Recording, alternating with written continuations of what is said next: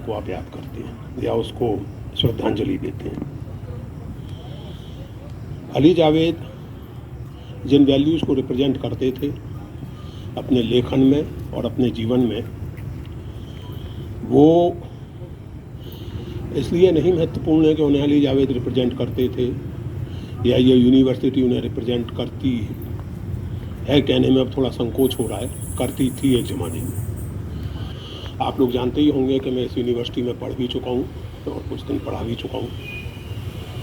तो जिन वैल्यूज़ को अली जावेद या यूनिवर्सिटी रिप्रेजेंट करती थी, वो वैल्यूज आपके और इस मुल्क के फ्यूचर के लिए क्रूशल है। हिंदुस्तान का भविष्य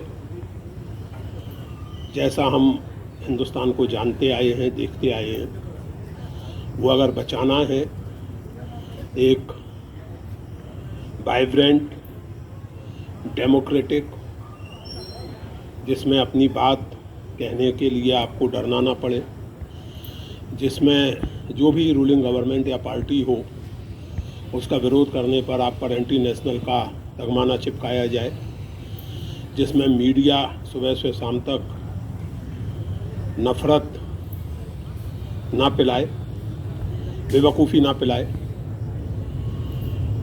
ऐसा हिंदुस्तान अगर आप लोग चाहते हैं कि बने,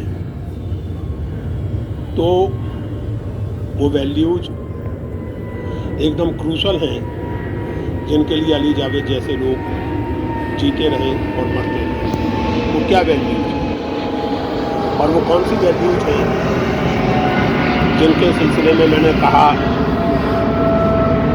कि एक ज़माने में JNU उन्हें रिप्रेजेंट करता था।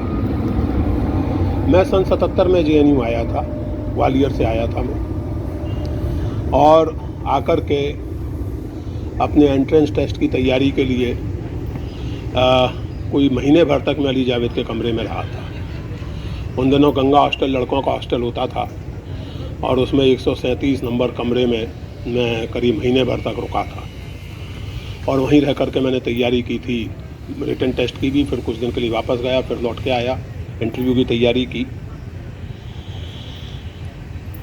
तो ग्वालियर जैसी जगह से आए हुए 22 बरस के उस नौजवान के लिए ये यूनिवर्सिटी एक तरह से नया जन्म देने का एहसास था।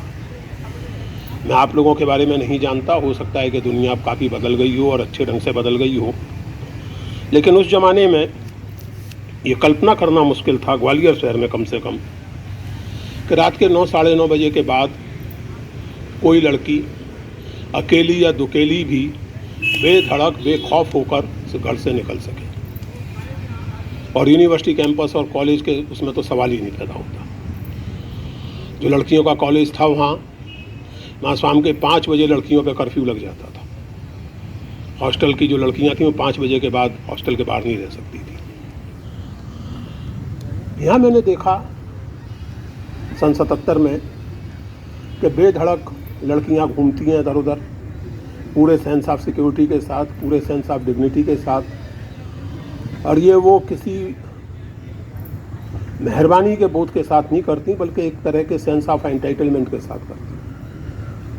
ईव टेजिंग की घटनाएं अकल्पनीय थी उन दिनों। इक्का दुक्का घटना होती थी तो आजकल के जैसे इंस्टीट्यूशनल अरेंजमेंट नहीं थे और उनकी ज़रूरत भी नहीं महसूस की जाती थी। कम्युनिटी प्रेशर इतना होता था, अगर कोई लड़का लड़की के साथ बदतमीजी करता है या आवाज़ कसी करता है या इस तरह की कोई भी बेहूदगी करता है, तो उसको अपने हॉस्टल मेस में नाश्ता करना मुश्किल हो जाता था। एक तरह का बायकाट जैसा लोग उसका करने लगते थे बिना किसी घोषणा के। अगर वो किसी पॉलिटिकल ऑर्गेनाइजेशन में हो तो उस ऑर्गेनाइजेशन के लिए भारी एम्बेरेसिंग सिचुएशन हो जाती थी और पैम्फलेट जारी कर करके वो ऑर्गेनाइजेशन उसकी उस हरकत से अपने आप को डिस्टेंस करता था। ये मेरे लिए एक आंखें खोल देने वाली स्थिति थी। दूसरा, मैं डरता था किसी भी यूनिवर्सिटी में आने वाले नए स्टूडेंट की तरह कि रैगिंग झेलनी पड़ेगी। यहाँ मैंने देखा कि फ्रेशर्स को रैगिंग का सामना नहीं करना पड़ता था, बल्कि फ्रेशर्स को VIP ट्रीटमेंट मिला करता था।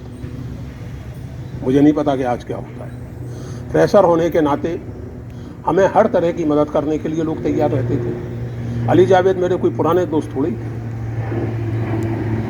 अली जावेद से मेरा परिचय, चूँकि मैं वहाँ भी AISF का काम करता था ग्वालियर में, और यहाँ AISF के अली जावेद महासचिव थे उस समय या जो भी थे, तो हिम्मत करके डरते डरते मैंने एक खत उनको लिख दिया था किसी से पता लेके 137 गंगा, और उसके बाद तुरंत उनका पोस्ट कार्ड आया था कि आ जाइए और दाखिला ऐसे ऐसे होता है, ये प्रक्रिया है, मेहनत बहुत करनी पड़ेगी, बड़ा ज़बरदस्त कंपटीशन होता है JNU में दाखिले के लिए, आइए मेहनत कीजिए, अगर हो गया तो बहुत अच्छा है।